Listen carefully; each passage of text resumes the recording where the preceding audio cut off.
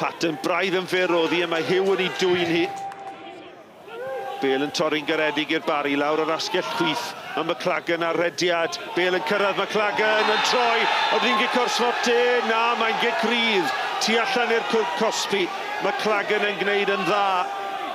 Gwrth ymosodiad safonol gan y dreigiau. Wel, mae Llymanwr sydd wedi dweud mae tu allan. Mae nath y Bryn Malcolm Jones y dyfarnwr edrych ar draws y syth. Ydy tu allan? Ydy mai.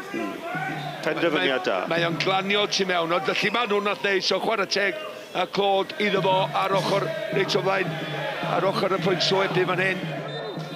Eli Phipps i dros y Bale, mae'n taro'r Bale yn syth mewn i'r wal, fe geithio ail gyfle Phipps ar ei drod dde, unwaith eto yn taro'r amddiffynwr, a mae Pen-y-bont yn clyrio, ond gwastraffus.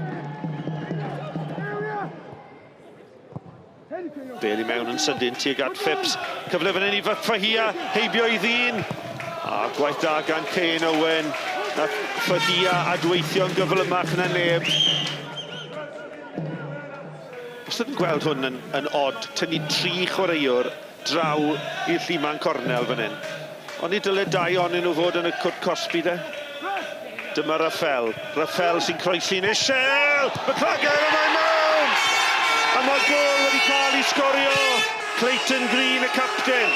Capten ar y gyfer y noson, sydd wedi cael y cyffyrddiad ola. Clayton Green yn sleifio mewn ar y postyn pella. A dyna pam nath nhw fynd y 3 allan i gymryd y gic gornel.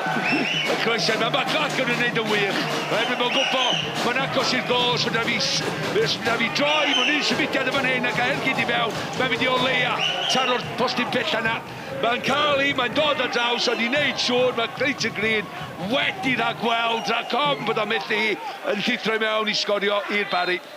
Canmoliaeth uchel iawn fan hyn. Oedd hwnna'n dacteg gwych gan Gavin Chesterfield. Fi'n tynnu'n engeiriau i gyd yn ôl.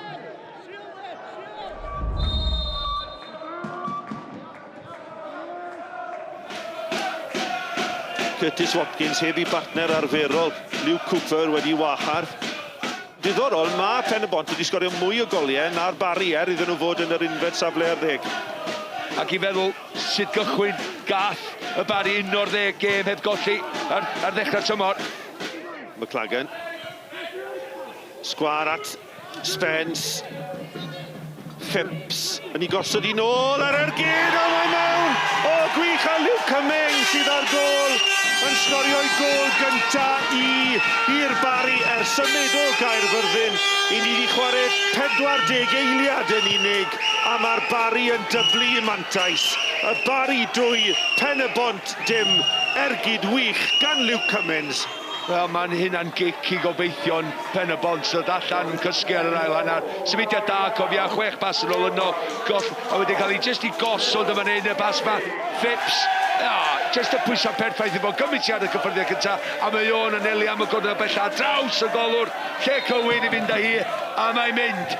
Dwi'n jyst bob tro'n deud, a fysa Wilson yn mynd i wneud y well. A diolch mynd i cymryd 2 gam a draws, mae'n cymryd 1 cam a mae'n methu o fodfedd. Mae'n Ergyd o 5 llath ar 20. Mae'n rhaid fod cymryd 2 gam, mae'n wneud yr arbediad. Harris. Pen-y-bont yn chwarae'r gêm gyda'i cefn at gol ac yna yn ildio'r meddiant, a dyma Raffel. Raffel ymlaen am McLagan. McLagan man y gam sefyll. Yn gorffen yn gampus, mae'n drenu bod Lliman wedi cael ei chodi pen pella. Oedd hi'n penderfyniad cywir. Mi oedd hi, ond y cyd chwarae rhwng, mae Raffel wedi cael mwy o ddylanwad yr ail, a'r armam wedi creu argraff, a mae McLagan yn gorffan i yn di, mae'n gelwydd o hynna. Mae 2 gêm ddifyr iawn dros yr wyl, Caerfyrddin yn erbyn Pen-y-bont. Mae Hugh yn ergydio yn taro top y bar. Ar ei drod wana hefyd, Pryd o Dafod gan Rhys Wilson i'w amddiffynwyr. Yn torri tu fewn ar ei drod dde. Anaml iawn i ni'n gweld yn sgorio gyda'r drod na. Oedd e mor agos tro hwn. Clayton Green. Chris Hugh yn helpu Bale mlaen. O, mae'n ras, mae'n beniad nôl, mae Borelli mewn fan hyn. Borelli yn cyrraedd y Bale gynta, yn mynd i'r llawr. A mae yn gico'r swatyn, mae wedi dyfarnu gan Bryn Malcolm Jones. Wow. Wel, nawr te. Wow. A nath George Ratcliffe cyffwrdd ar Borelli. Yn sicr, Borelli gyrraeddodd y bêl gynta. Dath o'n gwneud digon i'r man ni ddim yn mynd lawr mor hawdd a nath o. Mae Borelli sydd i'w chymryd hi. A mae cael ei harbed yn wych gan Ratcliffe. Wel, mi o'n i'n cwestiynu a oedd hi'n gicos fotyn neu beidio. Mae e'n cael ei gofleidio, mae'r cefnogwyr yn dathlu. Mae'n parhau yn ddwyddyn. Mae Rhys Griffiths rwystredigaeth iddo fe hyn o'ma. Ia, Rhys yn gwybod bod nhw'n cael y dyrchafiad i ddod i'r gygref y tro gyntaf. Y faint o anodd oedd hi'n mynd i fod. Seinti yn dwy'n y bêl. Seinti a Toure. Toure a McLagan sy'n rhwydo'r drydedd. Y camgymeriad yng nghanol Cag gan Hudson. Seinti yn ei dwyni yn bwydo Toure a croesi i McLagan i 9fed gol o'r tymor.